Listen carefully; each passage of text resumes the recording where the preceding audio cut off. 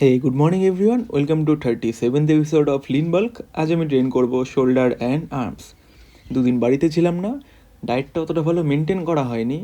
সকালবেলা ঘুম থেকে উঠে কিছুই করতে ইচ্ছা করছিল না, প্রচণ্ড ল্যাদ লাগছিল। কিন্তু তখনই মাথায় আসলো, যদি আমরা আমাদের স্বপ্ন পূরণের জন্য কাজ না করি, তবে অন্য কেউ আমাদেরকে হায়ার করে নেবে তাদের স্বপ্ন পূরণের জন্য। তো কাজ তো আমাদেরকে করতেই হবে, ইচ্ছা করুক বা না করুক। কারণ স্বপ্ন তো সবাই দেখতে পারে, কিন্তু সেটা পূরণের জন্য যে স্যাক্রিফাইসগুলো করতে হয় সেটা তো সবাই করতে পারে না। আর যারা পারে তাদের সাকসেস স্টোরি শুনে আমরা সবাই ইন্সপায়ার হই। আর যদি তুমিও চাও তোমার স্টোরি সবাইকে শোনাতে, তাহলে কি করতে হবে আই গেস তুমি জানো।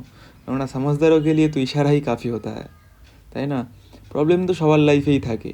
এবার আমরা যদি সেটাকে নিয়ে ধরে বসে থাকি তাহলে তার লাইফে এগোনো হলো না। কিন্তু যদি প্রবলেমের সলিউশন খুঁজতে থাকি, তবে আজ না হোক কাল সেটা ঠিক পেয়েই যাব। আর একবার হোঁচট খেয়ে যদি আমরা হাঁটা বন্ধ করে দিতাম, তাহলে তো আর কখনো হাঁটাই শিখতাম না, তাই না? আমার লাইফেও একটা প্রচুর ইচ্ছে ছিল। সবাইকে আমি দেখেছি ছোটোবেলা থেকে জিমন্যাস্টিক করে, ফ্রন্ট ভোর ফ্রন্ট ব্যাক কত কিছু করে। আমরাও সবসময় ইচ্ছা করতে করতে, কিন্তু কোনো আমাদের এখানে অতটা ভালো জায়গাও নেই যেখানে নির্ভয়ে এগুলো সব প্র্যাকটিস করা যায়। তবে বাড়িতে অনেক চেষ্টা করেছি, তবে পড়েওছি এক দুবার, লেগেওছে, এই জন্য আর ভয় আর করা হয় না।